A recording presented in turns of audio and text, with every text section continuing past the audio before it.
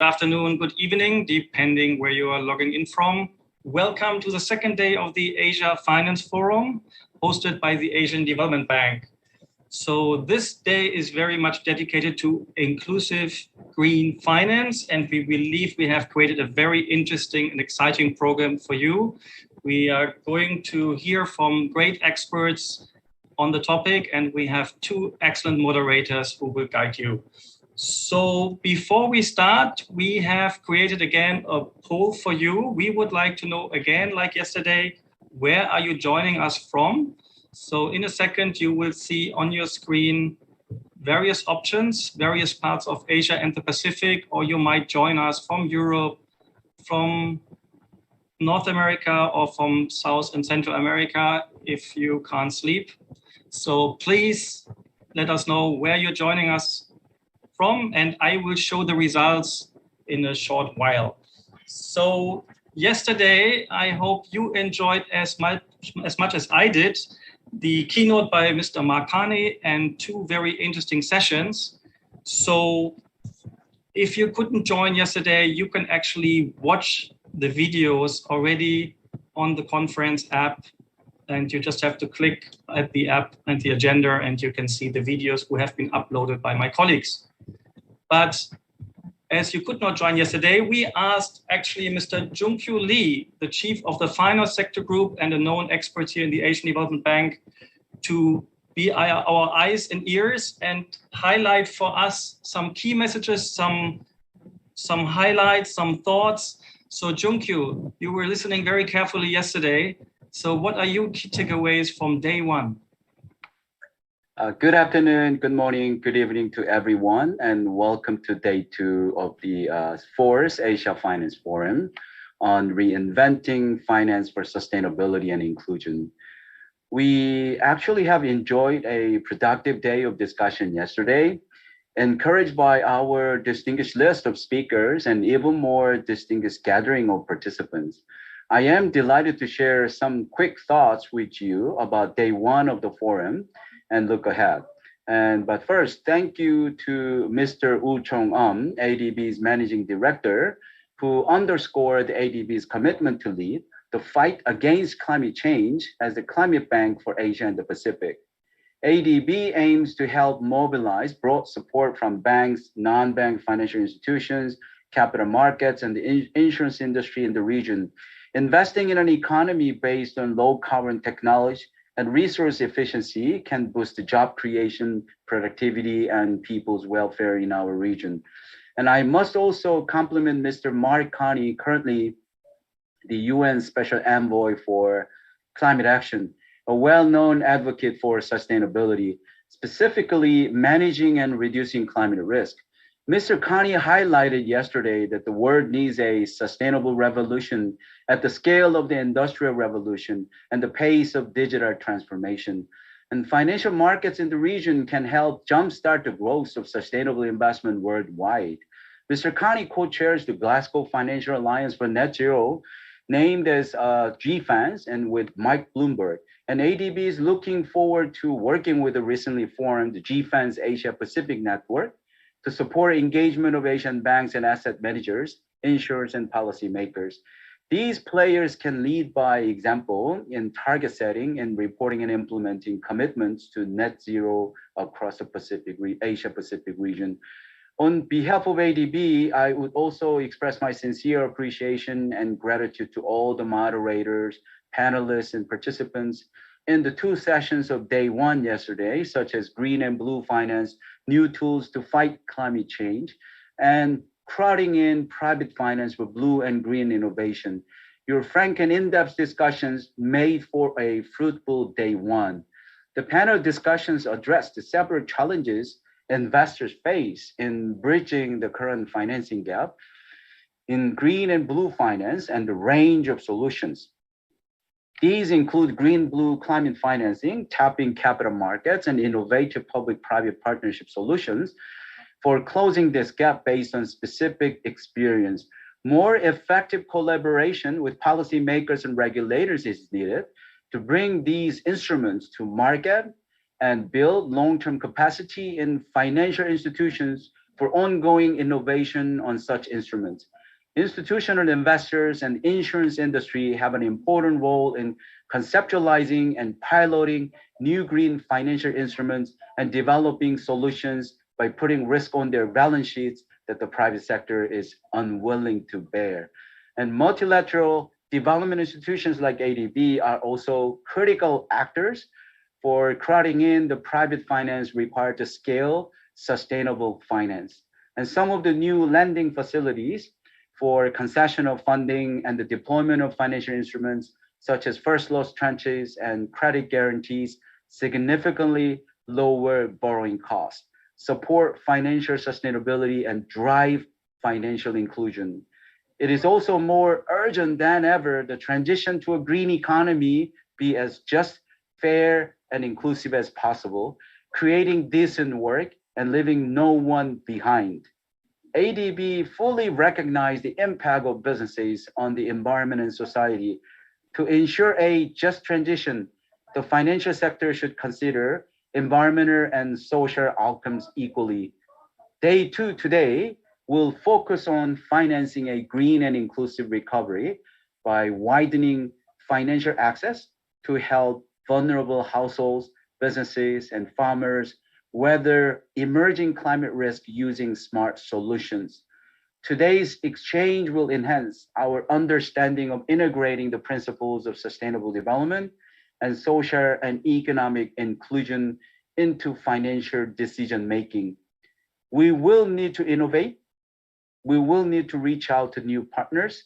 We will need to re-engage and build trust across the board. And if Asia and the Pacific can pull together and renew momentum in areas such as climate and development, we can reignite our collective efforts to achieve a prosperous, inclusive, resilient, and sustainable region. We look forward to your support and ideas. Thanks. Thank you very much, Junkyu Lee, for this excellent summary. And you already gave an outlook what's ahead of us today. So I just wanted to remind everybody who's joining us, the hashtag for this year's Asia's Finance Forum is Asia Finance Forum 2022. So if you use your social media and you want to convey some of these important messages, please do so. We invite you for that. So we had a small poll at the beginning. So maybe we look a little bit at the geographic distribution of our attendees. May I request our support to show the results?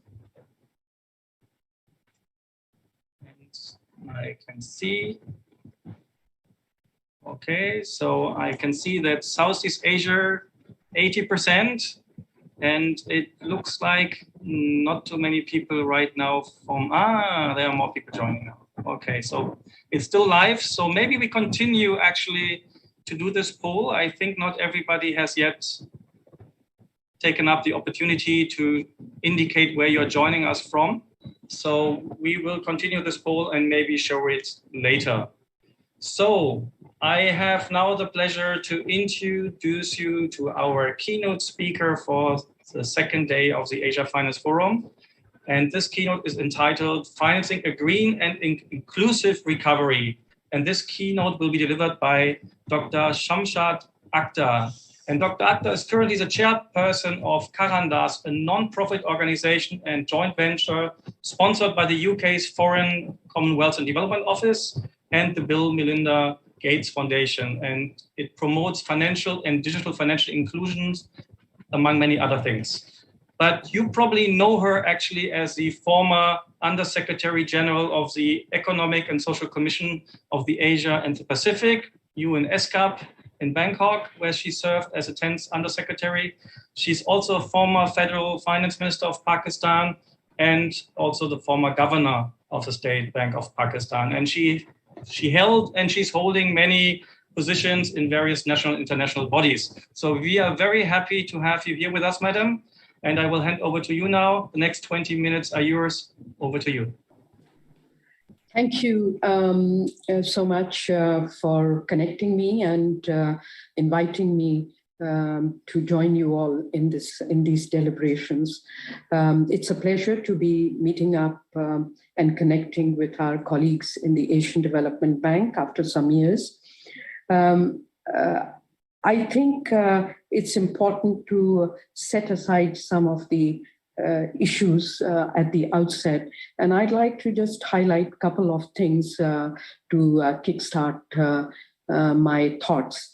One is that it's important to recognize that we have almost trillions and trillions in financial assets and in the market capitalization of not only Asia Pacific, but worldwide. However, the difficulty is how do you channelize this to green and sustainable tracks? We all know that the world is going through tremendous climate threats, and the faster we get our story right, the better it would be. Now, since there has been a lot of discussion yesterday, which was just summed up, let me start by mentioning that it is very troublesome that the global GH emissions were roughly about 12% higher than the emissions in 2010, and they are 54% greater than 1990. So we haven't stopped the drift, despite model pathways to hold global warming to 1.5 degrees centigrade. The greenhouse emissions are expected to peak before 2025, and then they will fall by 43% from 2019 levels by 2030. Now, COP26 has indeed raised the ambitions. However, we need to recognize that the net zero emissions account for 88% of the global greenhouse emissions, 90% of the world economy, and 85% of the world population. That should be a wake-up call of the gravity of the situation we face, because our population is suffering. The total emissions in the revised NDCs, the national defined contributions, projected to decrease by only 12% in 2030 compared to 2010. So, and as compared with 45 to 50% required to be in line with the net zero emissions. This backdrop that I'm giving you is to indicate that isolated and ad hoc activities are not going to make a difference, but to arrest the drift in these trends, we need strong leadership, political commitment, and, as was pointed out, a real revolution, so to speak, after industrial revolution, like a sustainable or a green revolution that's needed, but it has to be an economy-wide. We have to recognize that the cost of action is lower than inaction on climate change, as climate vulnerabilities and resource use inefficiencies have regressively impacted ecosystem and our environment. So as our first order of priority from now on, economies should avoid locking themselves on a growth path that comes at the expense of environmental and social well-being. It requires collective global action, both across the national frontiers, regional and local levels, to promote through right incentives, green investment and technology choices, while penalizing outrightly brown investments through pricing, non-pricing instruments, legal and regulatory measures. There's a lot behind this. These measures should be applied rigorously to shift the gears from unsustainable to sustainable production and consumption pathways, replace deep entrenched behaviors and social norms that have resulted in inefficient resource allocation and its use, to promote resilience and induce new value proposition that minimizes environmental and ecosystem impact.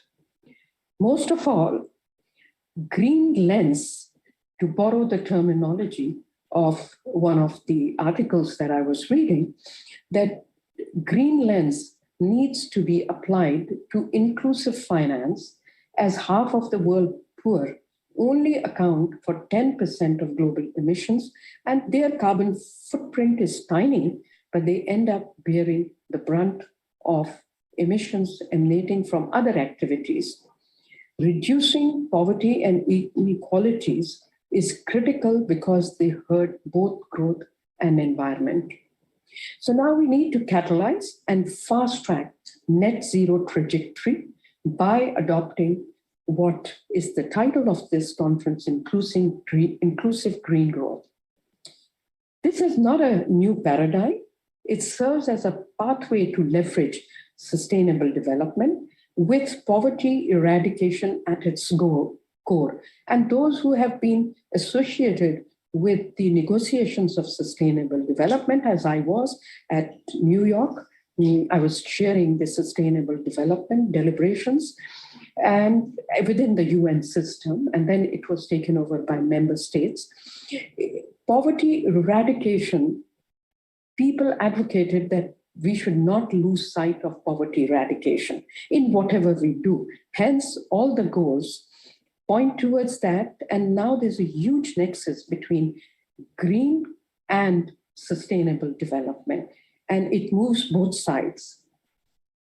Green transition is more complex for developing and low-income countries, given the limited resources, we really have to reflect. We have to reflect very carefully because we can't take one or two isolated things. We have to recognize that there are technological constraints. We have to rely on bigger hubs of innovation because developing countries do not have that level of innovation that really can push green or sustainable revolution.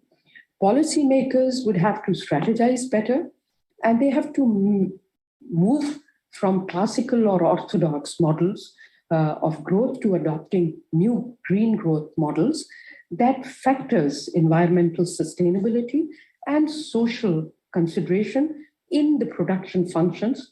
And as we know, these will have positive impact on efficiency and productivity and provide an impetus to growth, provided it's backed by right incentives.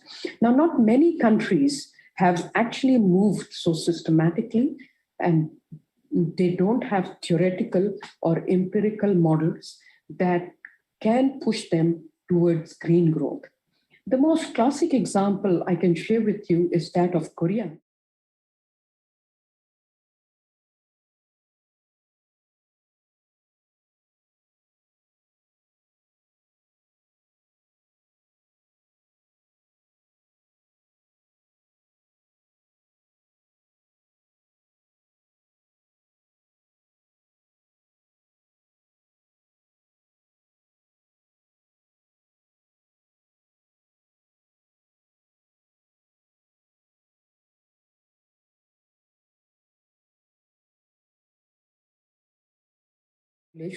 To improve efficiency in the use of natural resources, protect ecosystems, and avoid irreversible damage to the environment is part and parcel of the inclusiveness. You need inclusiveness to benefit the poor population, but you also need to equip the poor to be able to avoid the damages caused by non-inclusion, by their non-inclusion. So threats to sustainability and productivity of resources undermine all efforts to reduce poverty. Developing sound green architecture calls for mainstreaming the growth models in planning and fiscal modules, something that we have provided capacity building when I was at SCAD, and it is backed by enabling understanding of what constitutes policy, what constitutes legal reforms, and what are the regulatory frameworks that need to help attract the investments and financing, which is plentiful there. As you know, today, trillions are in financial assets, in market capitalization of stock exchanges, and they just need to be diverted through an enabling framework into green and sustainable growth. My next pitch from moving from growth frameworks is that strengthening green governance framework is critical. It requires a high-level lead group to coordinate principles, policies, finance, technology, etc., to ensure effective coordination. The dilemma is that today we have only climate ministries pushing it, or now economy ministries, but it has not been embraced by every ministry that is emitting emissions. The classic example to me is China. As you all know, NDRC has been doing a great work.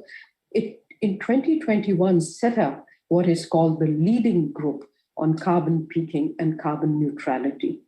South Korea set up a high-level presidential committee on green growth as back as February 2009 for the implementation of national strategy for green growth, and a presidential committee on carbon neutrality. And it drafts the roadmap and agenda for countries' net zero emissions goal by 2050. And it has unveiled a roadmap for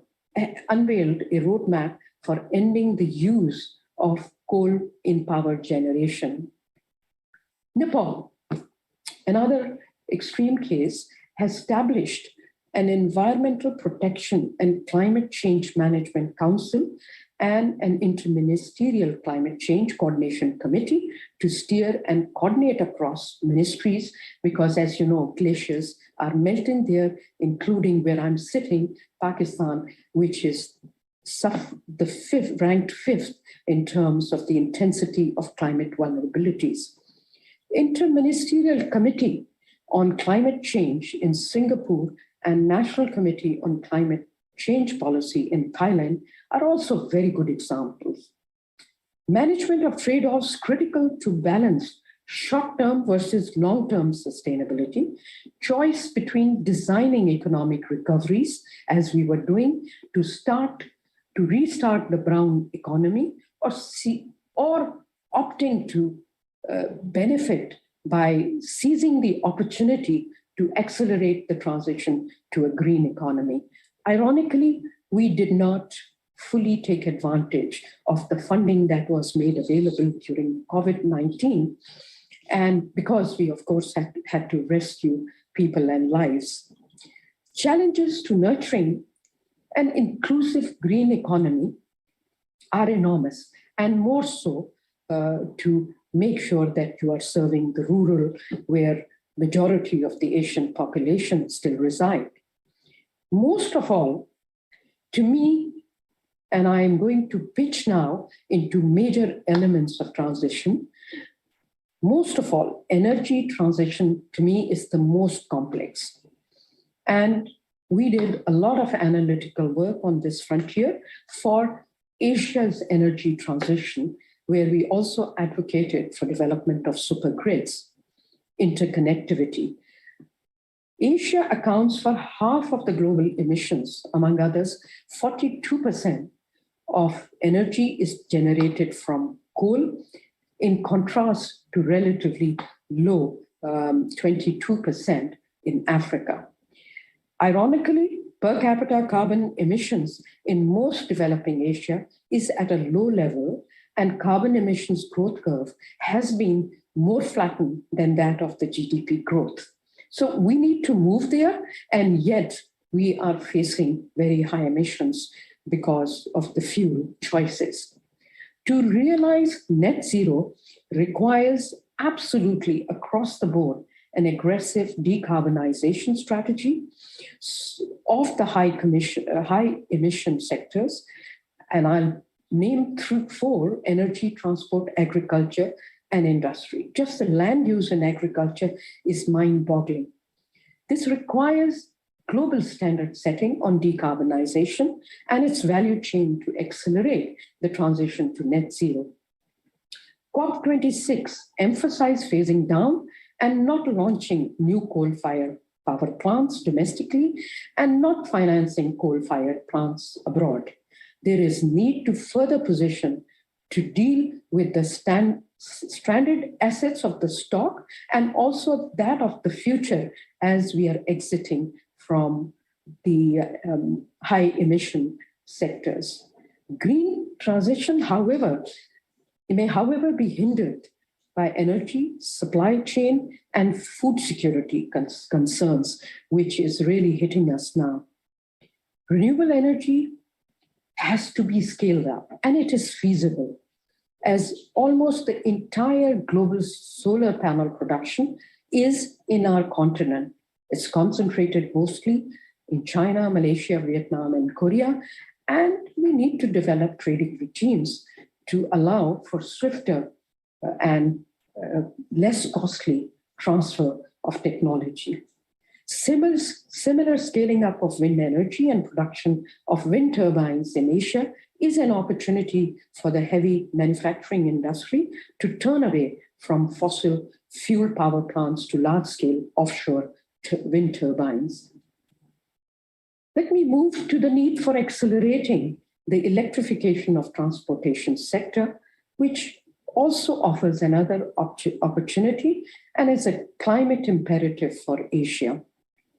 The world's largest EV markets currently, of course, are in Europe, China, and US, but also we have a dominant position of Asian lithium-ion batteries, and Asian car manufacturers are now embarking to eventually be the world's leading EV market in both use and production. Let me talk a little bit about the incentive frameworks, which are critical. There are a range of options. In interest of time, let me turn on the most instrumental and impactful: carbon and gasoline taxes, to development of carbon credit markets that allows greenhouse gas emissions for some while paying for reductions elsewhere based on measurable and sustainable decarbonization and carbon trading regimes. As you all know, and I'm sure you've read, that IMF estimated that a relatively modest carbon tax of $25 per metric ton of CO2 tailored to each country's energy mix and implemented over a 10-year period across Asia-Pacific region could reduce their greenhouse gas emissions by 21% by 2030 and generate revenues around 0.8% of GDP over 10 years. But the design of carbon pricing could be fit within a broader package of policies that provide comprehensive and credible framework for GH emissions reductions and those addressing resulting distribution and social implications.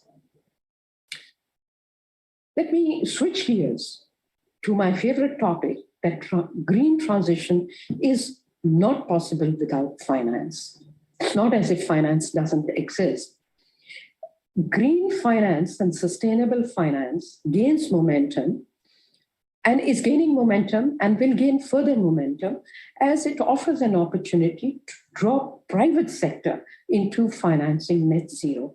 And that has been very well illustrated by the campaigns, Climate Alliance and Mark Carney's efforts to get the institutional investors to pitch in huge amounts, trillions. This is all private finance. The green bond market has great potential, but is still in infancy in many Asian economies, and it is set to grow explosively in years to come, as it has in G20 economies in recent years. The green bond market could be worth 2.36 trillion by 2023, but our demands are higher. So we need to do a lot of work to adopt enabling policy, first of all, that I've talked about, develop harmonized green taxonomy, something that the network of green financing and other multilaterals are working on, green bonds framework standardized, and TCFD aligned disclosure requirements. Credit goes to Mark Carney for launching this initially. And sitting in a capital market platform, capital market solutions for green financing are growing, and exchanges, including my own exchange here, PSX, where I'm sitting, are moving fast to transform themselves into sustainable stock exchange. We have applied for certification to the World Stock Exchange Federation. At least 25 conventional exchanges have dedicated platforms for trading green or sustainable bonds, of which 8 are in Asia. And we are also have operationalized a GEM platform for the SMEs. So you will get inclusive finance even from the platforms of capital market. Asian exchanges have made significant efforts to make ESG disclosures mandatory for companies. And I am currently in Pakistan, the chair for the ESG propagation, and we will be developing the regulatory framework at PSX with the support of our Security Exchange Commission for the ESG disclosures. And we are developing the reporting guidelines for it. Innovative solutions to green finance inclusions are emerging. For instance, middle S of ESG is offering green options with support of institutional investors' investment in ESG, which has risen to 35 trillion.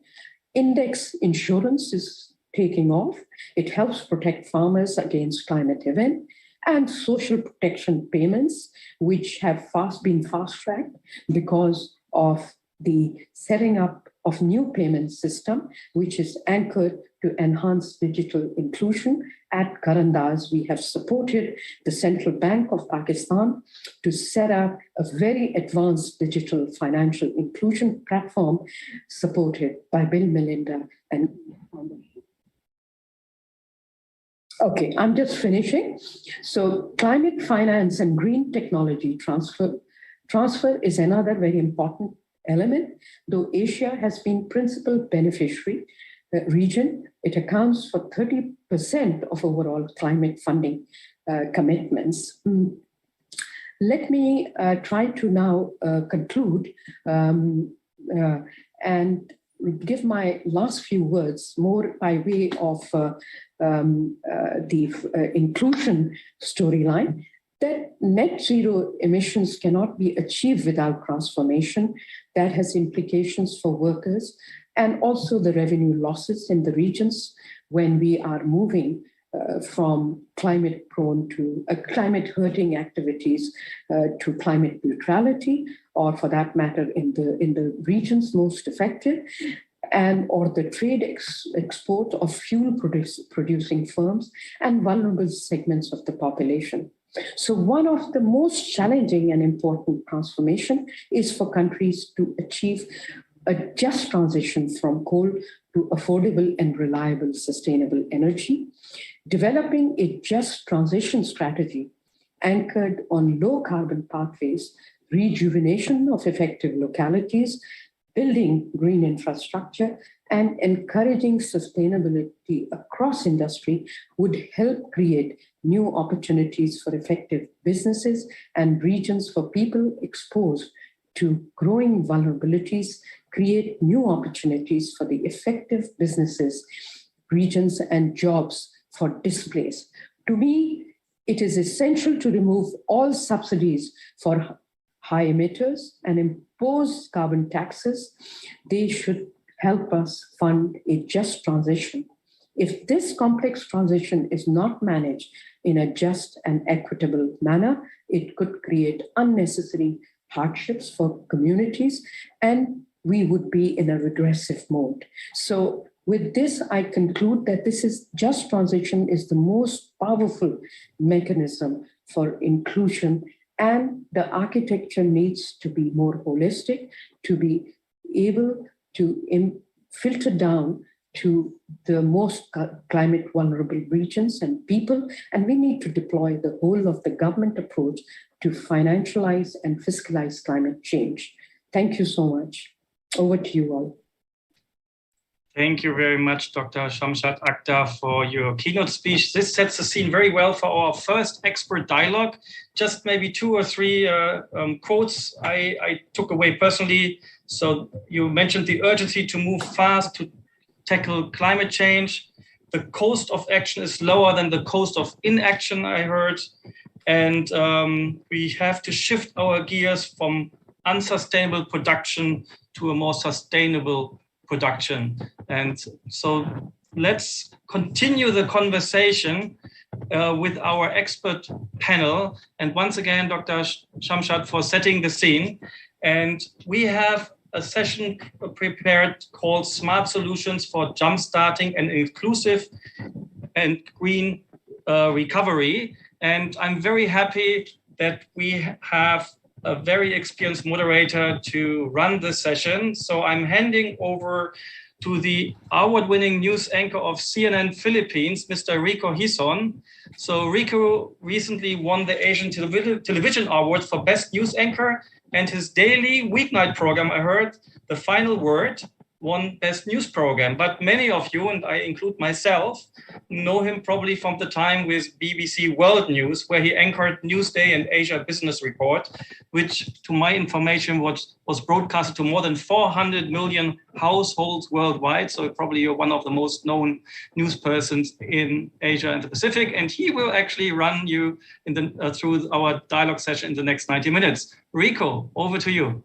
Thank you, Jos, for that very kind introduction and for being the lead facilitator for this session. Indeed, a lot to be learned from the summary that Jung Kyu Lee gave us earlier and from the speech of Shamshad Akhtar on the sustainable revolution and for sustainable investments. Good afternoon, Asia. Hello, world, wherever you are joining us from different time zones worldwide. We would like to welcome all of you to day 2 of the 4th Asia Finance Forum.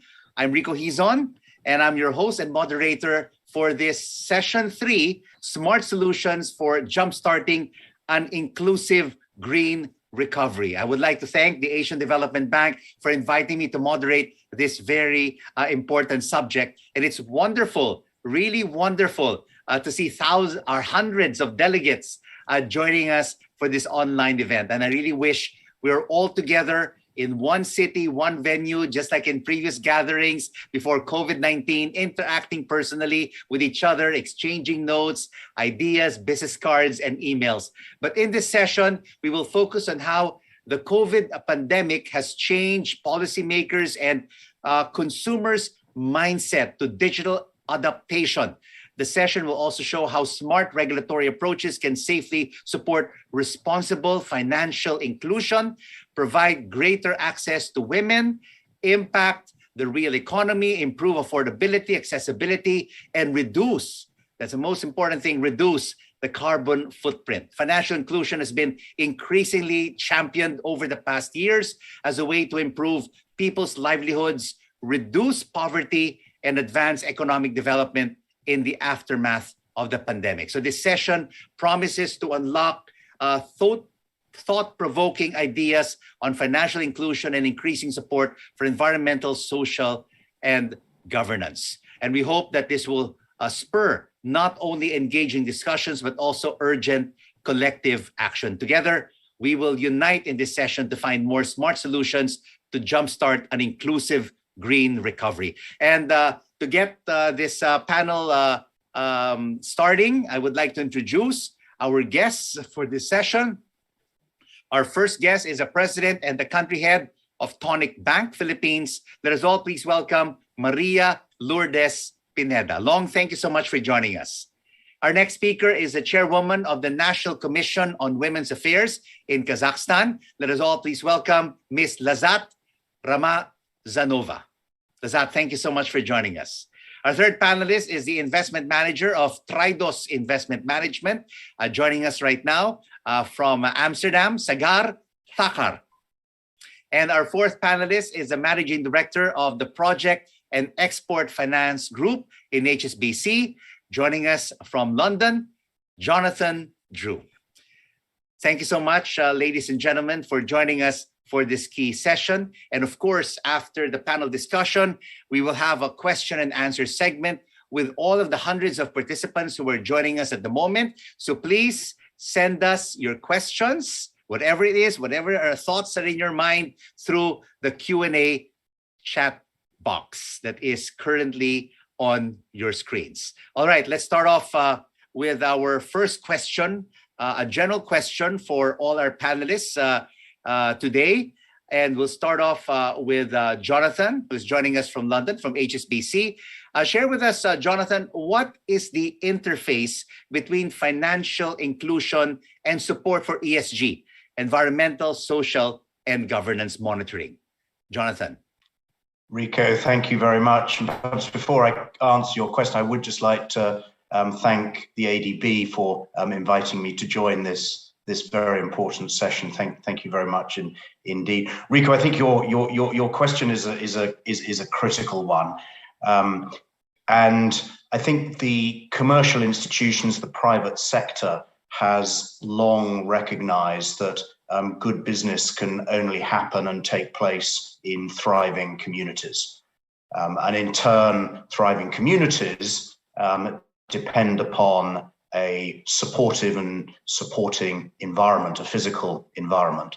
I think corporates have for a long time recognized and been active in addressing and supporting the communities that they operate in and those who are disadvantaged in those communities.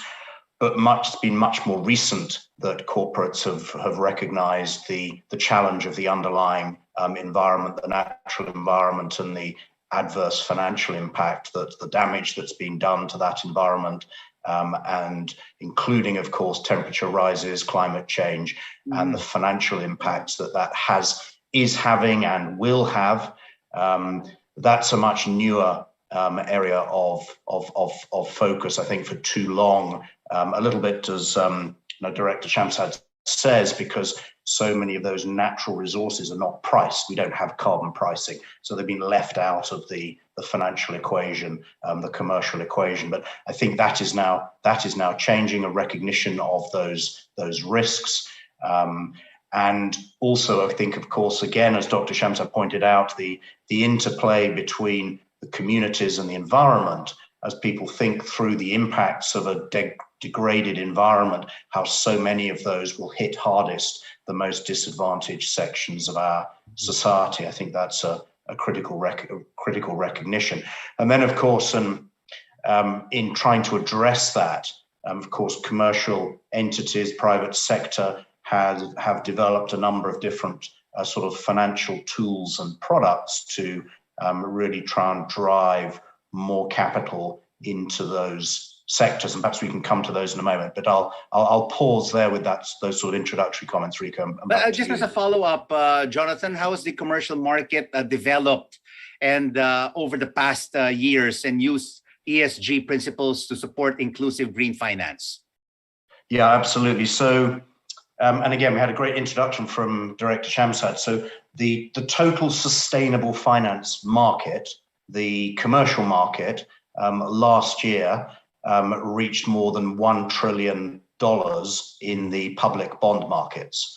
And that is about 20% or nearly 20% of total fixed income issuance. So it is, again, as Dr. Sham says, it's a baby, but it's become a very large baby, probably a teenager almost by now, I don't know, but it's growing it's a material component of the market. Within that market, you've got and I'm sure most people are aware of this, but just a sort of quick reminder, you've got sort of two basic types of products. You've got the use of proceeds products, where a green or a social bond is green or social because the proceeds are allocated, are used for a green or social project that derives benefit. And then the other type of product you've got are the sustainability links, where you create these incentives for the issuer, where to set ambitious targets against key sustainability indicators. And if they achieve them, or their achievement or otherwise of those targets,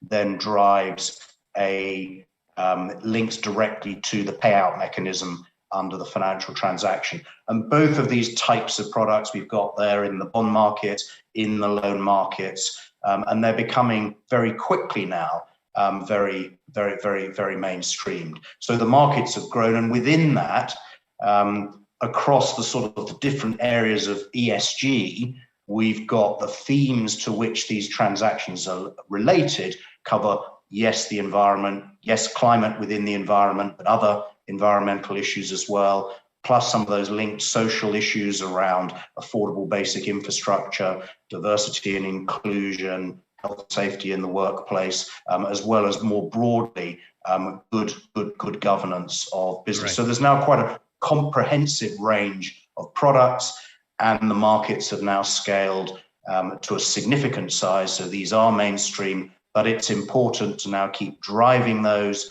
and also as we drive the growth in those, to make sure that we maintain strong and robust products, because we just really important we stay away from the sort of, you know, this nasty word greenwash, where we just need to make sure that where we say that there are going to be environmental benefits, that there really are. So product governance is a key component of this. All right, we will continue our discussion with Jonathan later during the panel discussion, and we'd like to get the insights right now of Sagar on this same question. What is the interface between financial inclusion and support for ESG, Sagar?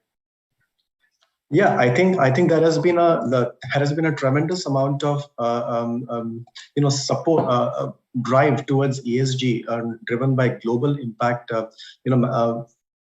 Global investment management players like Triodos, for example, we have been investing for the past 25 years to generate social and environmental returns, and we have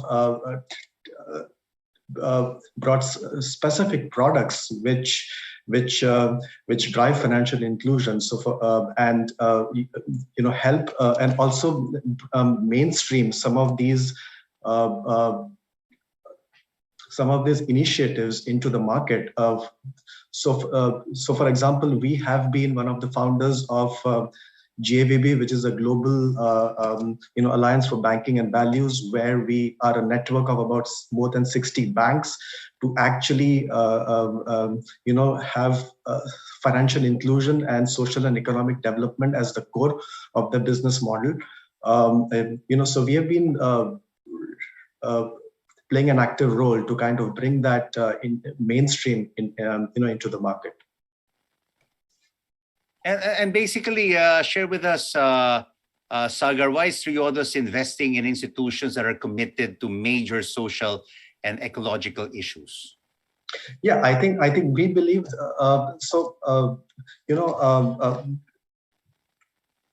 we think that over the long term, we need to create a society which is where we need to protect and improve the quality of life, and also with human dignity at its core. So it is a strong conviction that over the long term, only businesses which are sustainable will actually thrive in the market and will actually be more economically profitable in the long term.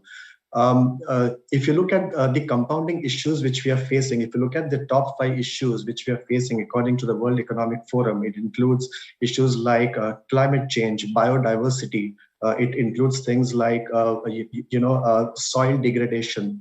It includes weather patterns, change in weather patterns, and I think these are very compounding issues which need to be tackled. And one way to tackle them is to actually not only finance change, but also change finance. And that has been the motto of Triodos, where we actually work with many of the players. We work with regulators, the Dutch regulator. We work with many of our players in the European markets to actually consciously invest that capital and make sure that we are also advocating that with the investees where we invest in. Thank you so much, Sagar. On your end, Long, same question. What is the interface between financial inclusion and support for ESG at Tonic Bank? Well, let me take it from the perspective of somebody who's really on the ground. In terms of financial inclusion, one of the things that is quite common in the Philippines is that based on data from the Bangko Central, something like 70% of Filipinos are actually underbanked. So what we've done as a digital bank is we've tried to get more of the unbanked or underbanked into the formal sector. And because we're a digital bank, we've managed to actually minimize our carbon footprint by everything that we do being on a digital platform. So in that sense, we're a very young bank. We actually are just a little over a year old. So we're still in the process of improving on the products that we're offering. And I do appreciate and I do take cognizance of the fact that it's important that we also support financing for businesses that will be involved in green technology, as well as ensuring that things are done to protect the environment. But what we've done right now is focus primarily on financial inclusion. We've made it really easy for even the underbanked to actually open accounts at Tonic Digital Bank. The pain point of a lot of people in the Philippines, particularly when it comes to opening a bank account, is the amount of documents that are required. And the recent pandemic has actually brought forth or put front and center how important it is for people to actually look at alternative ways of being part of the formal financial sector. But for the underbanked and for the unbanked, don't they really want to go like to a brick and mortar, to a physical bank to make the deposit? Or are they already contented that they will just make the deposit and have their accounts on their application on their smartphones? Okay. Usually, especially for those who are not as tech savvy, there's still this hesitation about doing something that's on a digital platform, particularly because there have been a lot of cases in the Philippines where, cybersecurity or the security of mobile apps or banking apps are not as we would want them to be. But I think the pandemic has forced people to actually take a look at different ways of banking. And what we've realized at Tonic Bank is if you make it easy for them to onboard, if you make your app very non-intimidating, it's a very friendly app. People actually who are banking for the first time don't have difficulty onboarding on a mobile app. It also does help that we've actually tried to design our app so it works with even the cheapest smartphone. So it's not limited to a high-end Android or an Apple, an iPhone. So it works with even the cheaper smartphones that are in the market right now. And there's been yes. Just as a follow-up, no long. So how many % of your depositors are don't have accounts in other banks? Let's put it this way. Based on the questions, the types of questions we get from our customers, whether it's on the in-app chat or it's on social media, quite a number of them appear to have not been able to actually bank with the formal sector because you get very basic questions like, why do I need to present an identity document? Which for somebody who's transacted with the bank is an SOP. But for individuals who've never been involved in formal banking, that's something that to them is, out of the blue. So based on the questions we're getting, I would say that maybe around 30 to 40% of our clients are actually opening bank accounts for the first time. Thank you so much, Long. That's really good news. Especially for the underbanked and the unbanked to be able to open an online banking account. So Lazat, on your end, what is the interface between financial inclusion and support for ESG? Jericho, first of all, thank you so much for inviting me to this session, and thank you to all the panelists for your great insights. I think when talking about the interlink between financial inclusion and ESG matters in Kazakhstan, the first thing I would really like to highlight is the initiative that we have here is on 30% quota for women representation in quasi-state companies' boards of directors. Quasi-state sector plays an immense role in our country, accounting roughly for 70% of the economy. So this quota will serve as a big impulse for the promotion of ESG monitoring in the country. Furthermore, 17 SDGs are also an important catalyst if you look at the budgeting processes for this prism. And Kazakhstan is increasingly using green finance instruments and resorting to the issuance of green finance bonds in the ESG framework can help ensure that all categories, including women, are beneficiary of new financing solutions. And I'd like to highlight here one of the recent cases that we had. Most recently, our Astana International Exchange issued guidance on the ESG. It's a first completely voluntary ESG reporting guidance with the support from Green Finance Center and the UN Environment Inquiry, assisting entities, encouraging fund managers and issuers of equities and debentures to report about their ESG performance results. And here, just one point really stands out is the forum that helps the companies to report women representation. And so this is just one example, but I do think we need more cases like this globally. Are more financial services companies in Kazakhstan prioritizing investment, sustainable investment in ESG? Yes, we do see these trends. We had first issuances most recently in green bonds, and we see more companies being interested in how they can get access to the green financing. So I think, and the one thing that we are trying to ensure as a National Commission on Women Affairs is making sure that women are also beneficiaries of using these new financing tools. All right, we will focus as well on women because, of course, Lazat is the chairwoman of the National Commission on Women's Affairs in Kazakhstan. All right, let's move on to another key question that we have to ask as well, our panelists for today. And Long, I'd like to follow up this with you. How are new smart policies and regulations driving a green, inclusive recovery that can safely support responsible financial inclusion? Well, speaking particularly from, Yeah, go ahead. Sorry. Yeah, okay.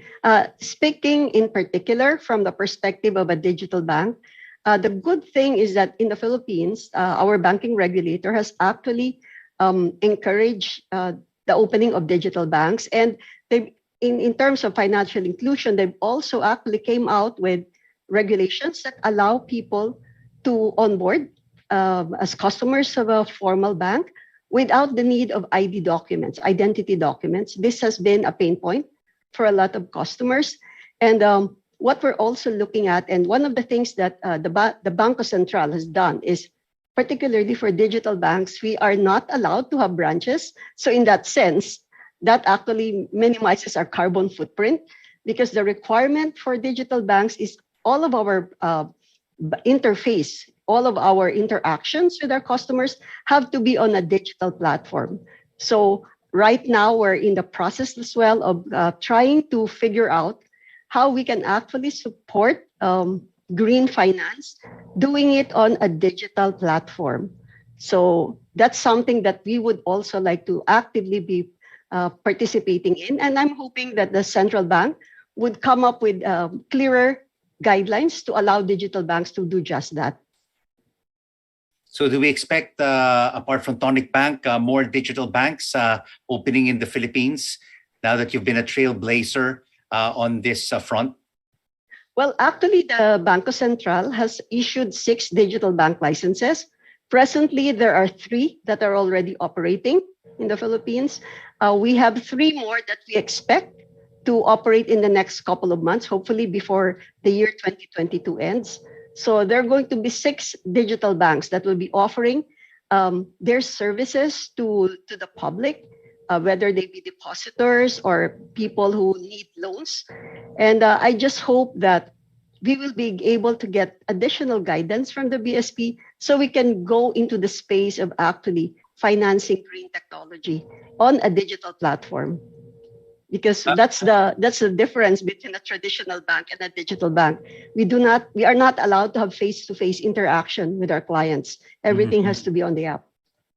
And Jonathan, on your end, you're based in Hong Kong. You covered the region. How are the new smart policies and regulations driving a green, inclusive recovery that can safely support responsible financial inclusion? I'm sure every country in the region have their different standards. Absolutely. There's obviously a plethora of different policy approaches and applications across the region. I mean, just adding to Lorne's point there, of course, there are a large number of the sort of commercial banks who do have bricks and mortar operations who are also investing very heavily in facilitating clients or the interface with clients through digital channels. And one of the things that we've noticed quite interestingly is when we've developed sort of green savings and investment products for our clients across both the retail and the institutional space. We've seen a very large proportion of those actually distributed through and to clients who prefer to interact with us through digital channels. So there's something, I think, again, very much linked to the digital services and fintech, and also the sort of the new generations taking a greater share of the wealth pool, managing greater proportions of asset portfolios, who are now demanding these or expecting to interact through digital services. So policies that facilitate that are clearly, I think, very, very supportive. Clearly, digital access, again, as Lorne has indicated, is a great way of getting more services to more people who may not have had the same access to financial services historically. I think we've also, obviously there are, notable initiatives in markets such as India, where they've had their priority sector lending approach, where commercial banks are required to put a proportion of their business into these less well-banked sectors. We've seen that as well, I think, where state-owned banks play a large role as commercial banks in markets such as Korea and China. A lot of those social and sustainability bonds that I referenced earlier have come in those markets again, where they are acting to direct capital to perhaps some of those sections of society that did get left behind certainly in the Korean case, in the sort of the economic miracle of the last few decades. So policy critically important, I think, Rico, for driving and bringing a greater proportion of private sector capital to play in these critical areas. What about on your end, Sagar? Are you experiencing any challenges in terms of regulations in driving a green inclusive recovery in the region? Yeah, absolutely. I think what we are seeing is increasing amount of regulations, and particularly two. One is SFDR and second is the EU taxonomy. So SFDR is a European regulation which was introduced to improve transparency in the market for sustainable investment products, to prevent greenwashing, and to also increase transparency around the claims made on sustainability by many of these players. And the EU taxonomy, which was introduced to provide more clarity to investors against greenwashing. And I think these regulations are quite pertinent. They have been now implemented by almost all the participants, and they provide a common language. They allow for benchmarking between different players, and also provides for increasing amount of understanding of the impact you're actually trying to create, and also improvements where you can make. I think what we are also seeing is increasing amount of net zero targets being announced. At Triodos, we have announced it for 2035, and also encouraging other members to follow the same.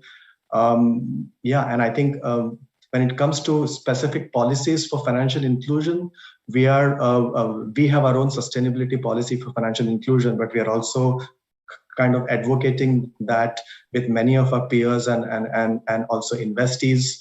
We are also encouraging players to, for example, sign for the SMART campaign, client protection principles, which provide which provide for consumer protection. And also as a certification. We are also seeing increasing amount. I mean, for example, Triodos has also partnered for biodiversity accounting financials, which provides a standard to assess and measure biodiversity impact. So these are some of the new initiatives and some of the regulations which are coming. Okay, in which countries is Triodos investing at the moment? So we are investing in over 45 countries in emerging markets. While we are headquartered in the Netherlands, we are part of the Triodos Bank, which is a sustainable bank, but our activities are spread across, and we have investments across Asia, Africa to Latin America, and also Eastern Europe. Lazat, what about on your end? How are new smart policies and regulations, particularly in Kazakhstan, driving a green inclusive recovery? So here I'd like to take an example of the policy that we are working on right now, which is called gender budgeting. This is one of the smart policies that can support responsible financial inclusion that is being implemented. It's important, I think, to review statistical data and the needs of people first.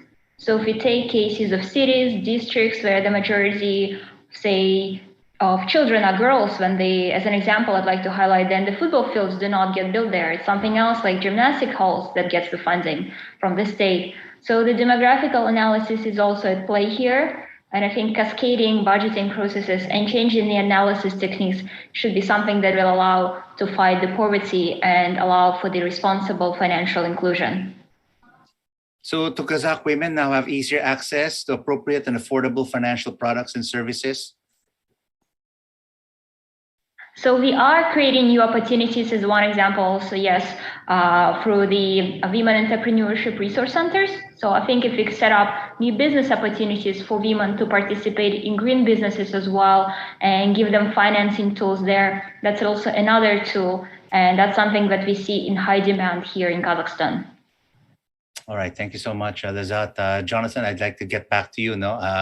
You're saying that the commercial market has developed for ESG. Many financial services organizations like HSBC are, of course, keen to drive environmental, social, and governance initiatives. Environmental initiatives have, of course, long dominated, and governance have long dominated the sustainability agenda. What about the social issues? Is this also being prioritized? The S. Yeah, absolutely. And I think probably historically, the social and community investment was recognized and was happening perhaps ahead of the awareness around environment. But you're right, in terms of the development of the sustainable financing markets, it was the green bonds came first, green loans. And I think if we look back to 2019, that it was 2017, I think that, for example, the International Capital Markets Association launched the social bond guidelines for sort of social bonds that go to where the use of proceeds addresses a whole range of issues from financial inclusion through to affordable housing, access to infrastructure, and basic needs and services. But that market in 2019, pre-pandemic, I think was less than a $20 billion market. And it was, so the social and sustainability bonds were less than 5% of the total sustainable financing issuance then.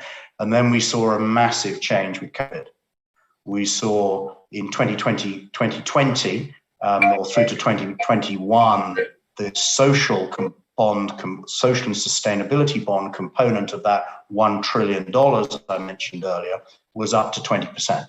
So it had gone from 5% of a $300 and something billion market to 20% of a $1 trillion market in the course of just 2 years or less than 2 years.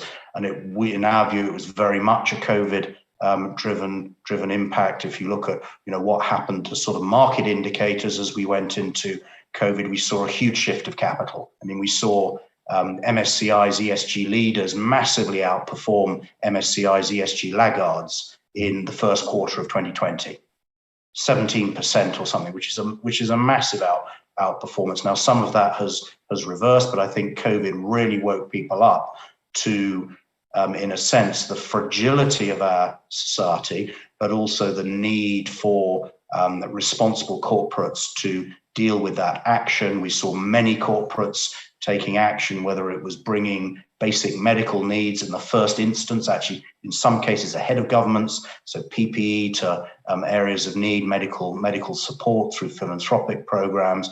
And then we saw banks again moving very quickly to raise sort of COVID relief bonds to fund corporates, particularly in the SME sector, that were adversely impacted, alongside a lot of obviously the government direct support for those sectors. So social in the form of the social bond, social loan, and then the product that's referred to as the sustainability bond, which is a bond where the proceeds can go to green and or social, now very much a mainstream, critical, important part, substantial minority part of the overall sustainable finance market. So COVID has absolutely put social issues much more front and center of the agenda for responsible corporates and responsible private sector action.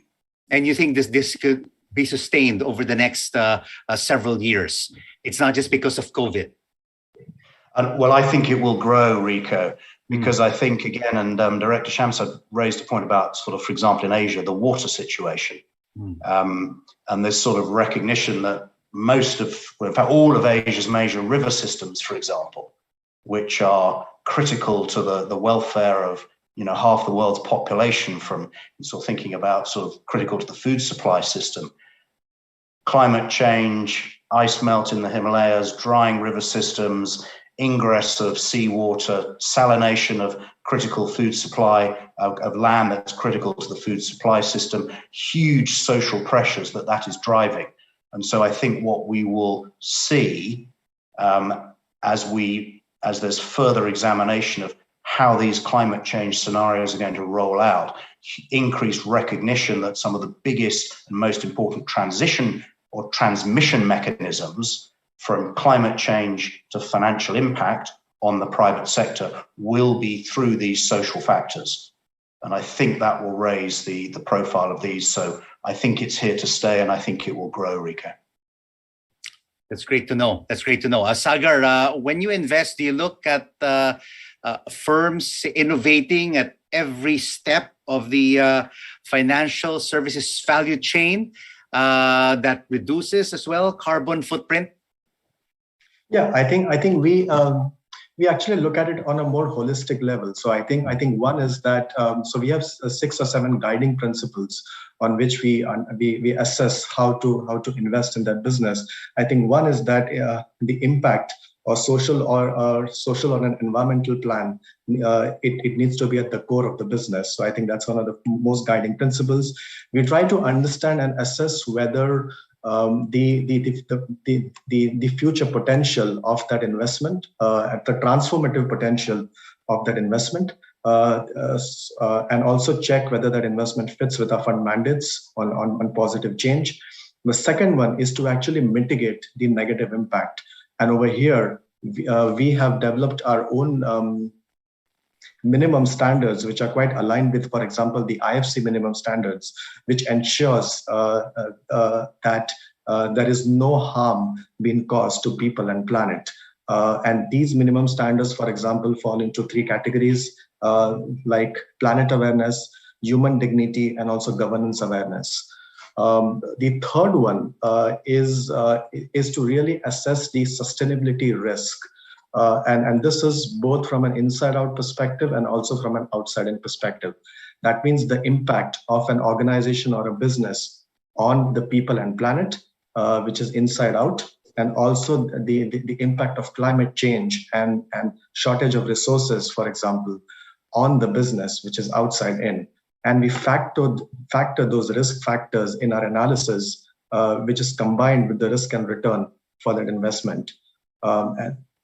And the last step is to accelerate that transition, where we try to engage with the business or to actually fast forward the positive change, and also basically fast forward the positive change. So it's a more holistic viewpoint. We typically invest in 3 transition themes: financial inclusion, and then energy transition, as well as food and agriculture. We have vision papers on all of these 3 on how we would like to see an ideal, for example, food and agriculture system. And then we find businesses which fit in with our worldview.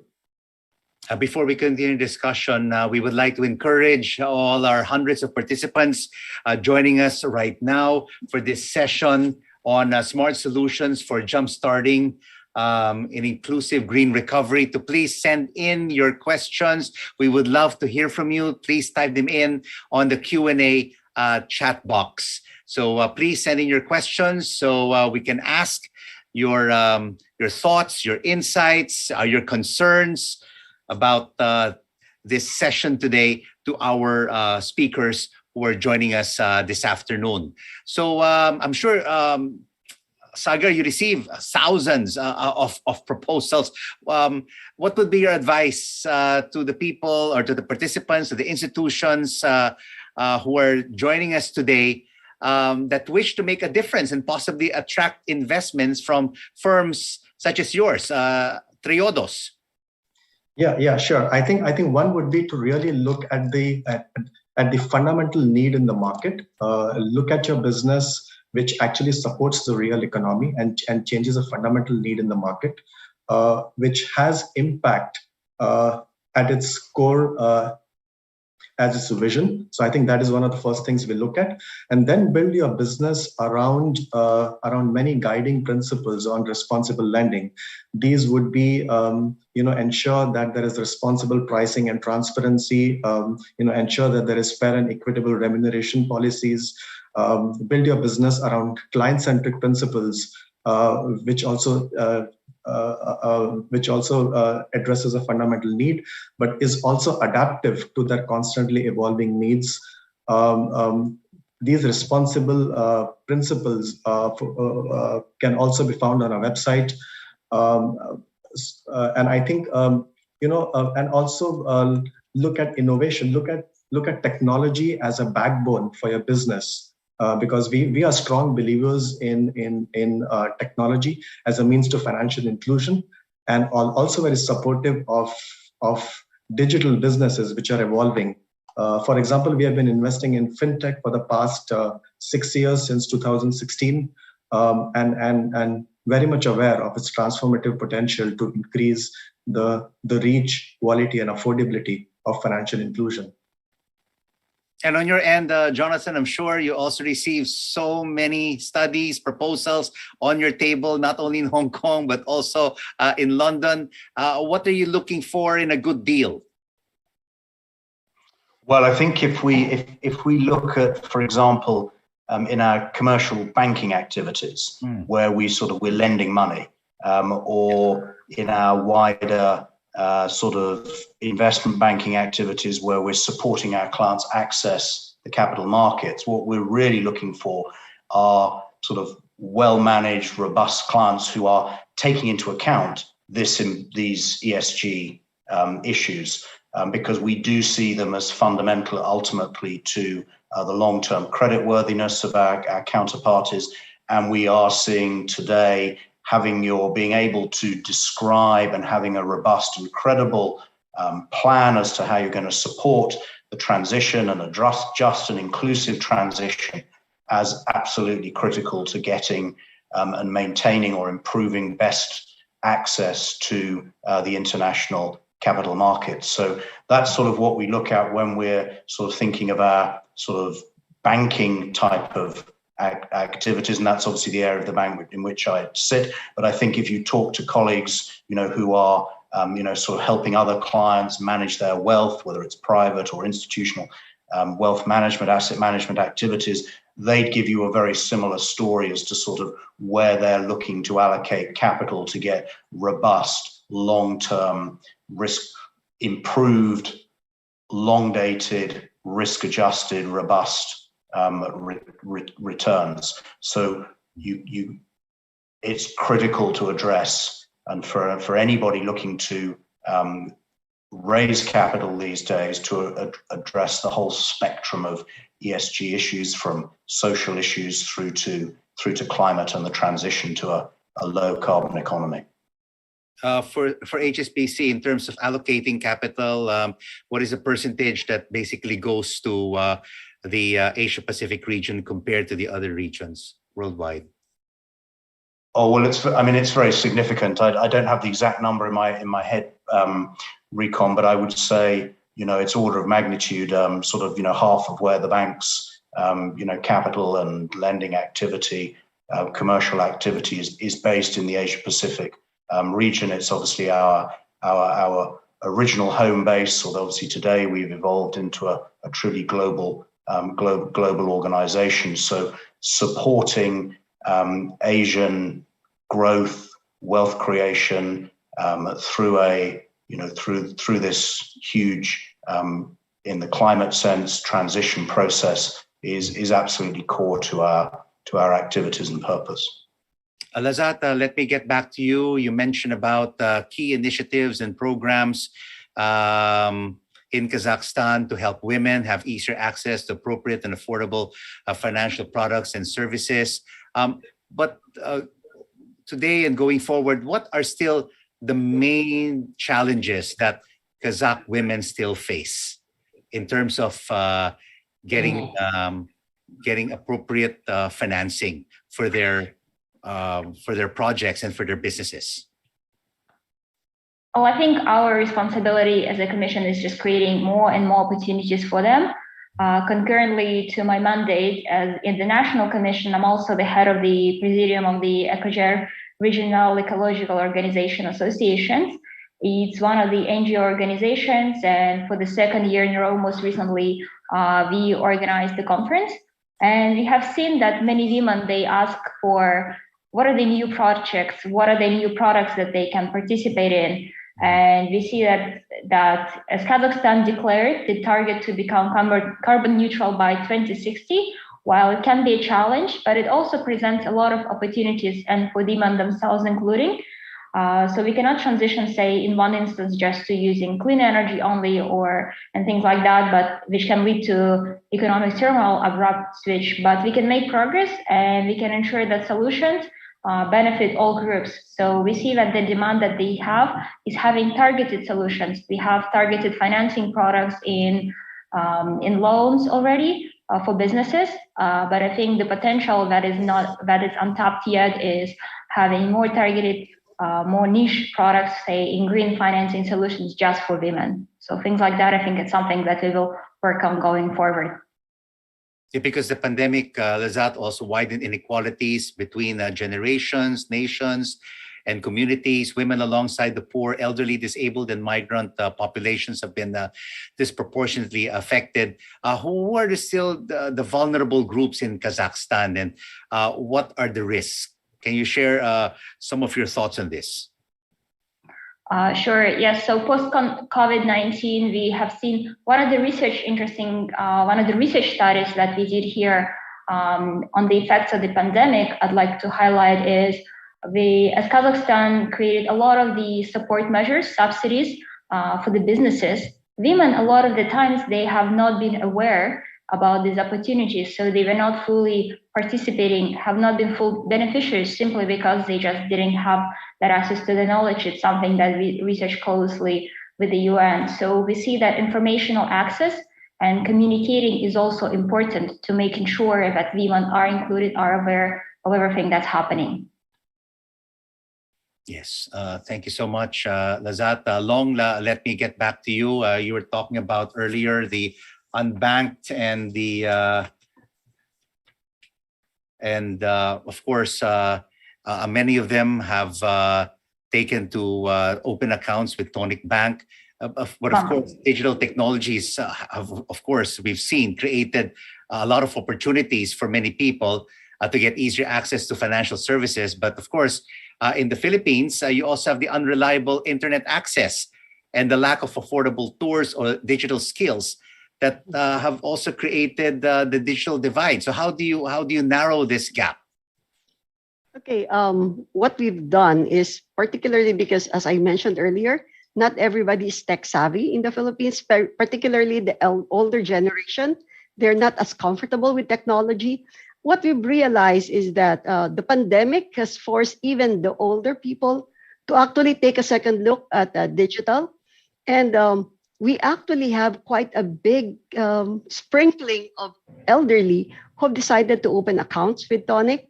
I think it really helps that to onboard on a Tonic app and to create your account just takes you 5 minutes. So I think that particular pain point, if it's taken away, it actually makes people more open to opening an account with a formal financial institution. So again, the messaging that's involved in the app should be very, very friendly. It should not be intimidating, because once you have an app that kind of makes people afraid of opening or starting a relationship with the bank, it actually becomes a hindrance to financial inclusion. But what we've done is we made our app very, very Filipino in that sense, where it actually kind of talks to you. And this is not the usual app that you would see with the traditional banks. Like when you onboard after 5 minutes, the app actually tells you, "Welcome on board, love." Mm-hmm. So it's a very different experience. And I think that kind of messaging has actually brought in the stickiness. A lot of our clients have stayed with us because they find that the relationship is not just a bank and the depositor, it's more personal. They like that fact. And since your inception a little over a year ago, by how much have you grown in terms of depositors and deposits? Okay, we actually launched commercially in March of 2021. We ended 2021 with a deposit base of close to 8 billion, which we did not expect. We were kind of thinking, because we're a newcomer, we don't have name recall, we're not part of a bigger international conglomerate, that people might want to just put in, like, maybe let's try it out and put in $100. We were pleasantly surprised that people were actually willing to put in more. And I think they appreciated the fact that at Tonic, we've decided to give our customers control over how their account works. So it's a very interactive app. It's customizable. So just as an example, like if you want to set up a deposit intended for paying the tuition fee of your kid, you could actually put the picture of your son or daughter, so that every time you look at the app, you get reminded about why you're trying to save. It's because it's for my son or daughter. So in that sense, we've made it a very personalized type of a banking relation with our clients. And how did you basically overcome this common misgiving and doubts of many people about the security of banking on a purely digital platform? I mean, in terms of data privacy, data protection. Mm-hmm. It's for that reason, Tonic really invested a lot on the back-end process, making sure that our customers' data is totally protected. And one of the things that we've actually implemented in our app is that we don't use usernames or passwords. It's really biometrics. So an individual onboards on this app using his face. Again, it's very difficult to, kind of replicate a person's face. So we've used that. We've also put in a lot of security features at the back end of the app, so we can actually establish whether the person who is in front of the mobile phone is an actual person or it's just a picture of the person that's been put in front of the mobile phone. So again, going back to what Sagar also mentioned earlier, investment in technology is critical. We need to really put a lot of investment in that, because at the end of the day, banking is really a business of trust. And customers need to know that they can trust the bank with their money. All right. So the security features that you have put in place assures the depositor and depositors that their money is safe with Tonic Bank. Yes. With the digital bank. Yeah. Okay. So now we will move on now to some of the questions from our participants who are joining us today. There's a question For Lazat, Kazakhstan is a great example of including women in a green and inclusive future. Here's a question, Lazat. What are some of the lessons that you have learned that can be shared with other countries? I think the lessons that we learned in the post-COVID times is that while we are facing a lot of the uncertainty, it's also a good time to create new opportunities. Actually, the resource centers that I mentioned for the women entrepreneurs, they have been launched in each region in Kazakhstan during the pandemic. So we took advantage of the time when people were at home and tried to get them more involved, and also making sure that they are understanding and learning more while they're working from home about the SDG agenda. So we try to combine and make the best out of it. So I think we try to think about it as a sort of the takeaway is looking at all the difficult and complex situation as an opportunity to create new platforms. Thank you so much, Lazat. The questions are coming in thick and fast from our participants. For our panelists, here's a question for Sagar. In terms of responsible green and inclusive finance, you mentioned the SMART campaign. Can you share more details about this, Sagar? Yeah, sure. I think that's so. The SMART campaign is an initiative by which is basically us. So it's a global initiative which was started, I think, in 2009, and it was led by CFI, which is Center for Financial Inclusion, that actually aims to create an environment in which financial services can be delivered safely and responsibly to low-income clients. Okay, and the campaign developed the first consumer protection standard. It's basically a rigorous certification program to validate practices by financial services providers, produce consumer protection research, and also partners to effect change. So if you're a financial institution, it's kind of a rigorous certification which will give a lot of confidence to impact players like us. It actually covers various aspects on responsible digital lending as well. Things like responsible pricing, transparency, responsible data collection, security, and so on.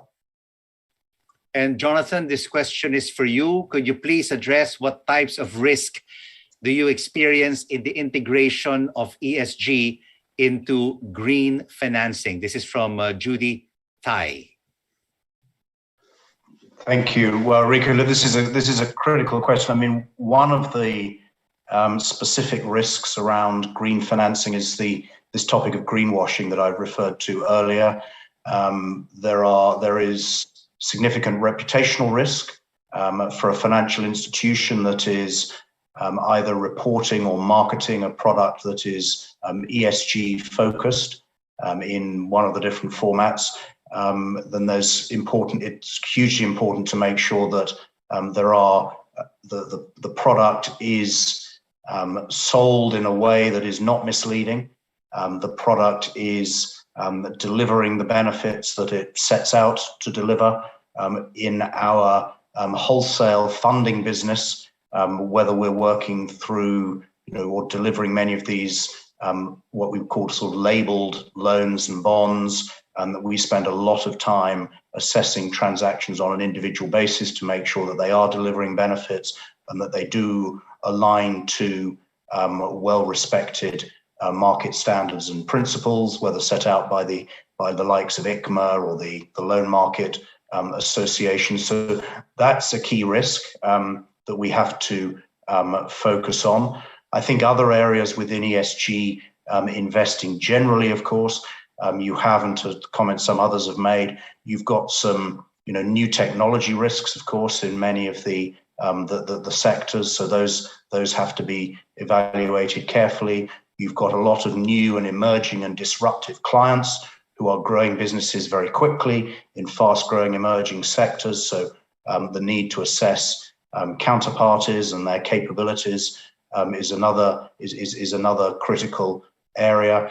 And then I think finally, more broadly, is this general area of assessing the risks that clients are exposed to as we go through this transition process. And that's both the risks of the change and uncertainty that the transition process brings, but also it's the risk as to sort of how physical impacts can then disrupt clients' businesses. And this goes not just to the individual client's business or assets, but also thinking of the, how these risks can impact downstream customers or upstream suppliers. There's a very complex analysis of those types of risks. And we've seen physical events from floods and fires and water shortages have real impacts on certain sectors at different times. So resilience in the supply chain is a key area of assessment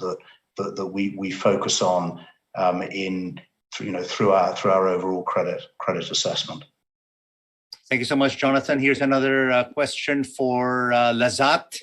SMEs, especially those that are women-owned or run, can play a significant role in pushing forward ESG factors. What advice would you give the Asian Development Bank in harnessing women SME potential for green financing? And what have you seen as good examples on such initiatives? This question is from Lisette Cipriano. Lazat. I think one of the projects that I would like to highlight here is a good case that can be extrapolated is what we call one village, one product. It's a methodology that we learned about from Japan, and we are actually implementing it here. So I think it's a case that can also be used in many other Asian countries as well. It allows to really expand the potential of women and get them involved in. It also provides them with the knowledge, which is much needed a lot of the times, on what are the best practices for the businesses, how to expand it and how to take it to the next level. And it is also fully in line with the mandate on reducing the poverty globally. And we see that in rural areas as an effect already. Thank you so much, Lazat. Long, here's a question for you from Lisette. Tonic's customer base are the reputationally known to be more climate conscious. Do you see your customer base making more transactions in sustainably focused merchants? And how do you think other players like you can influence the spending and shopping behavior of consumers towards embracing brands, etc.? Long. You're on mute, Long. Okay, we could actually do that. What we've been doing in Tonic is we do come up with promos, which like kind of push our customers to a particular field. We could actually work on, kind of encouraging people to conduct business with other enterprises that are more green by providing them with, freebies or incentives for them to do that. So that's something, one of the things that we're actually looking at right now, because right now we are still trying to grapple with how we can actually help by financing green businesses that are into green technology. We're still trying to find a way of doing that on a purely digital platform without a face-to-face interaction. But we could actually direct our customers to merchants that actually support green businesses or green technology. We could do that, and maybe we could discuss it as well with ADB. I think that's in that sense there's a potential for a partnership there. There you go. That's the next step. Collaboration between Tonic Bank and the Asian Development Bank. Here's another follow-up question. We talk about the power of one, Long. What can civil society do on their own that supports sustainable finance as participants in the economy? Okay, one of the things that I think would be critical is right now, because the Philippines is in an economic recovery mode. So it would really help if we had more businesses that would be opening up, but with more focus on making sure that whatever business they go into protects the environment as well. And as far as a digital bank is concerned, we could also help push our customers in that direction. We are actually in the process right now of trying to design a product, maybe not necessarily a loan product, but maybe a green deposit product that could actually encourage people to put money into a deposit, and that amount could actually be put into supporting businesses that would be involved in environment or green technologies or green businesses. What about on your end, Lazat? What can civil society in Kazakhstan do on their own that sustainable finance as participants in the economy, and how can financial institutions support and encourage this? The one thing that we see is ensuring that civil society is actually involved in the discussions on the new policies, the new instruments. So we need to understand what are their needs, what are the products should be targeting if we talk about the sectors, the geography. And that's the sort of one of the goals that we see as NGO ourselves on the EcoGer side. And from the financial institutions, as a case, we work closely with the Green Finance Center in Kazakhstan.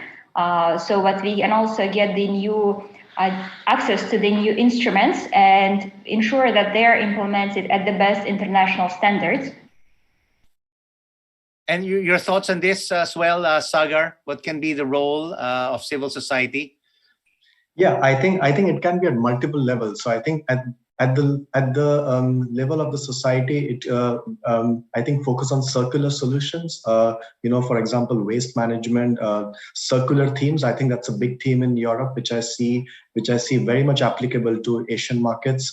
I think also creating a vision paper or a document or by bringing all the stakeholders together, including civil society, regulators, and everybody together, and to create a vision of how actually you would like a particular transition to be, and then creating policies which are more comprehensive and building around that.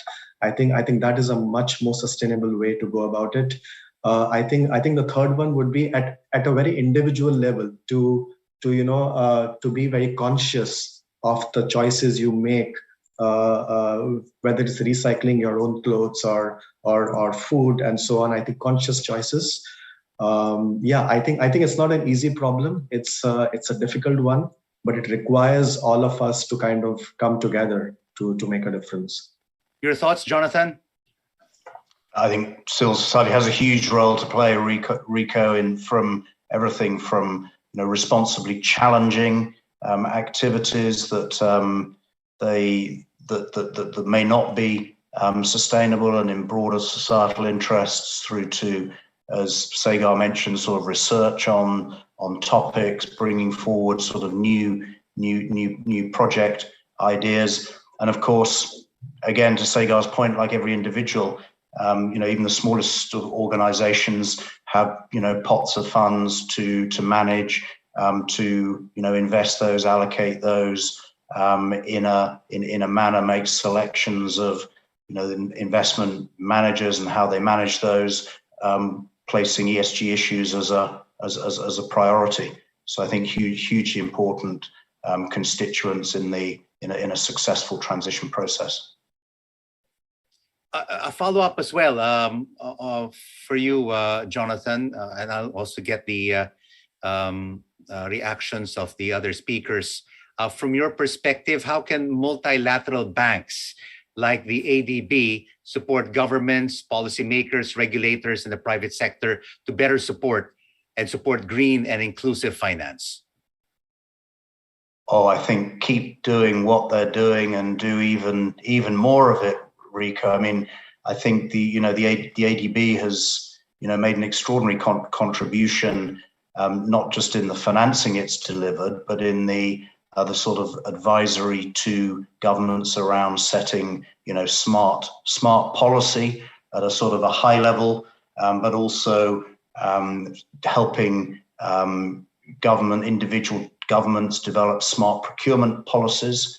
At the sort of individual transaction level, smart procurement here being where ESG factors are given a very high level of prominence, because of course the government spend is still very significant, and then a whole series of initiatives that ADB and the other multilaterals have launched. We were privileged to work with ADB last year in the run up to Glasgow around the energy transition mechanism, which is a very important concept of trying to bring capital to support not only the early retirement of coal-fired power plant, but also at the same time create pools of capital to develop and build the new renewable energy facilities that will replace that power to make sure that the end consumer and the ultimate development goals are not interrupted through the transition process. Lazat, your comments, please, on how the ADB can support governments, policymakers, regulators, and the private sector to better support green and inclusive finance. I think one of the ways is obviously first is technical assistance, but also more importantly is I think there is a need for creating special financial instruments. For instance, we always talk about the larger businesses that are involved in creating green new opportunities, but I think we need to look more at the smaller businesses and creating, for instance, instruments like leasing, subsidizing smaller equipment so that they can take these opportunities as well. Long? Okay, I think the biggest role that ADB and other multilaterals can actually contribute is, I'm pretty sure, like governments in general, wherever they are, would really like to be able to support, green finance. I think what's holding quite a number of countries back is they don't know how to go about doing it. So the advantage of having, and I also agree with Lazat, the technical expertise that can be brought in by ADB and other multilaterals might make it easier for governments and other institutions that are involved that could actually play a role in setting the infrastructure needed for that.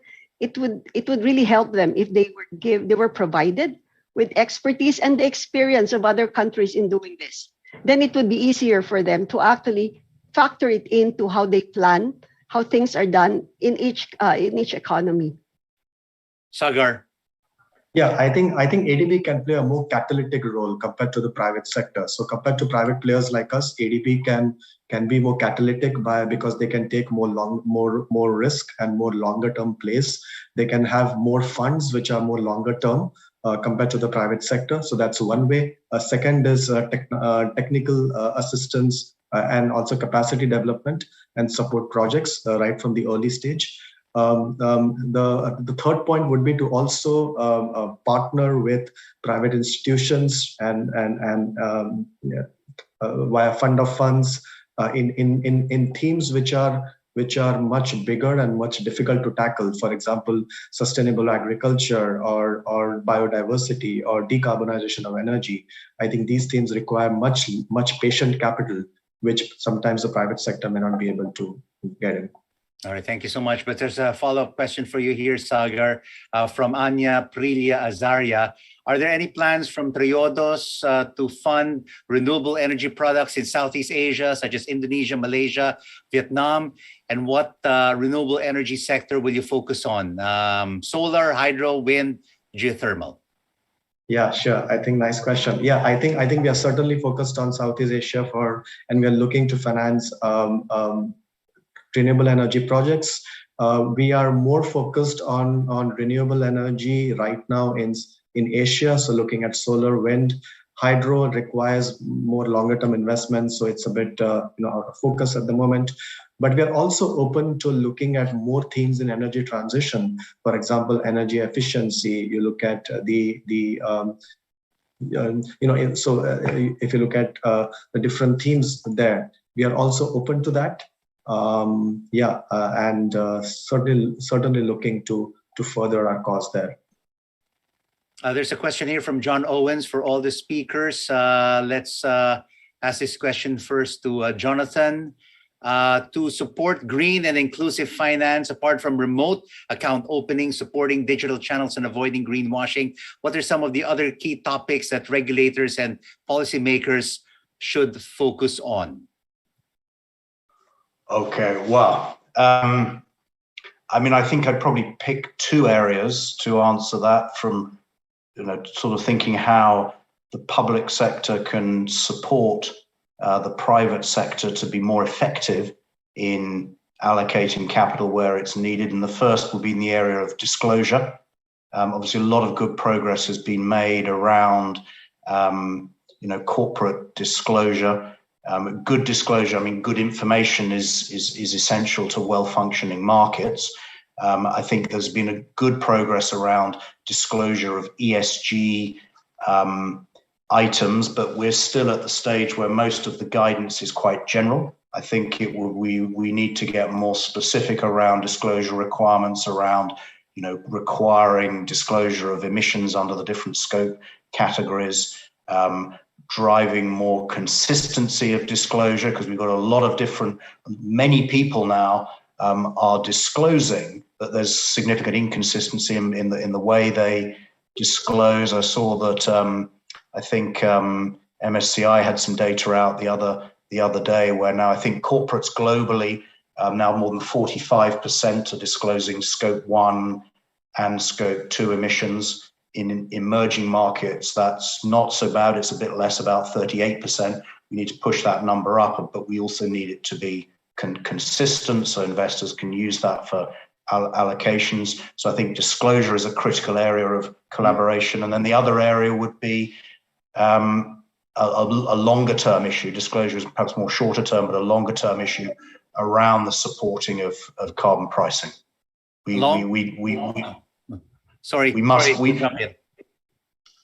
really must, if we're going to really see the private sector play its role, it's going to be very difficult around transition and carbon, whilst carbon remains largely unpriced, except in certain markets, the certain regulated markets where like in the EU, we really, I do think, want to see how we can support the development not only of regulated markets, the interoperability of those markets, but also stimulate the voluntary markets as well. That would be a sort of a longer term area for some important policy thinking.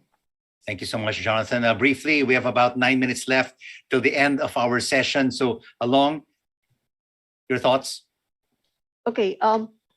My initial thoughts on this is that, well, from the perspective of the Philippines, much as I know a lot of people in the private sector would like to support ESG, I think there is a need to actually educate everybody on the importance of ESG. And I think it's also important that it starts out with educating regulators, educating government, because it's only once government itself, as well as the regulators, particularly of banks, it's only once they understand the importance of ESG, that's the only time that they can actually push for other private institutions to actually consider and make ESG part of their business strategy. So I think it has to start with first educating everybody, particularly in the Philippines, on the importance of ESG.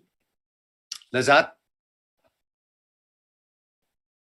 I think the most effective ways, as one of the most effective ways from the government perspective, would be implementing tax preferences for the private sector to have the multiplicative effect to create more conditions, more favorable environment for the businesses to thrive and using a ESG framework. And one of the examples of the techniques that we use for other projects is having the dedicated roadmaps with the concrete KPIs, tangible KPIs. And that's something that I think could also be done on the ESG, having a dedicated roadmap with the concrete stakeholders to move the agenda forward. And Sagar?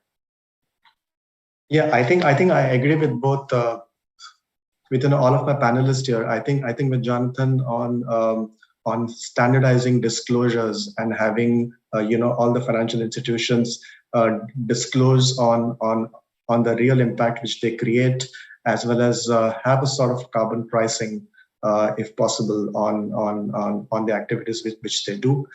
In the EU, we have had such disclosures, but I'm not sure if there's a standardization of those disclosures in Asia. And I think second one would be to just create awareness. I think there is a low amount of awareness in various countries and also among the industry participants on ESG, and someone needs to standardize all the policies and impact measurement across different countries. Thank you so much, Sagar. And as we all know, we have policymakers, regulators, financial service providers, investors, and multilateral development bankers in this room with us today. I would like to ask, because we have about 4 minutes left before the end of this session, to all our speakers, let's start off with you, Long. What are your 2 to 3 top takeaways from this panel discussion? Well, I would narrow it down to my top instead of 2 or 3. I think the top, my top takeaway here is that private sector, and including the banking industry, we can play a big role in making sure that ESG is really pushed. And there are different ways that banks can do it. I think what is really important, particularly for the regulators that are also in this same session, is provide the different institutions, whether banks or non-banks, with some guidance on how we can do it and do it effectively. Thank you so much, Long. Lazat? I think the first takeaway for me is the huge potential of the fintech solutions and the banking solutions that we have seen numerous examples from the speakers today. And secondly, there is also a huge potential, I think, for the international cooperation in implementing different frameworks through such panels like today and the platforms that the ADB creates. Thank you. Jonathan? I think for me, Rico, it's really been listening to other panelists, and it's sort of reinforced the importance of not just financial inclusion, but also the importance of addressing other social issues, inclusion in good housing, inclusion in access to infrastructure and basic services as a critical part of a resilient economy, because we are going to have there are big unavoidable challenges from many areas, and particularly climate. And unless we have broad, resilient and inclusive communities, then we really are going to face, I think, these sort of huge social disruptions that could then will just multiply the challenges that climate is already presenting to us. So I think that's what I've really been taking notes on and listening to the comments of fellow panelists, Rico. Thank you so much, Jonathan. And finally, Sagar.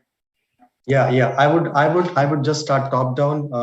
Start by I think one takeaway would be to first create a holistic vision on how the sustainable future would look like, and creating a vision for each of the transition themes which you're working in, whether it's climate, whether it's financial inclusion, bringing consensus between various stakeholders, and then designing policies according to the future which you would like to create.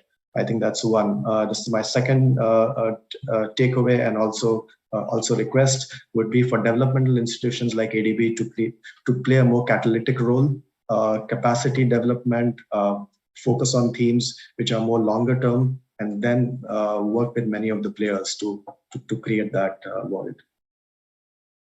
Thank you. Thank you so much to all our panelists for your key takeaways from this panel discussion, your insights and incisive responses. We have indeed all learned a lot from all of you. From Long, your money is safe and secure with a digital bank that does not have physical branches. And not only that, it has also successfully lowered the carbon footprint. From Lazat, how Kazakh women entrepreneurs have more access to appropriate and affordable financial products and services. From Jonathan, there is demand for sustainable investments in EGC-related deals. From Sagar, Triodos is investing aggressively in institutions that are committed to major social and ecological issues. And we would also like to thank all our participants today for sending in your very valuable questions, which have been answered by our panelists. And to close today's session and for a wrap-up of our panelists' statements, let us all please welcome back our lead facilitator, Joost Wagner. Joost, over to you. Thank you very much, Rico Hison. That's wonderful. I really enjoyed that session, and I have also my personal key takeaways from that session, but I will not share them. But I really liked Sagar's comment at the end that we have to agree with all stakeholders on the preferred future where we want to be, and then work jointly to get there. However, this is the end of the session. We have only 2 minutes left, so I want to encourage everybody who's still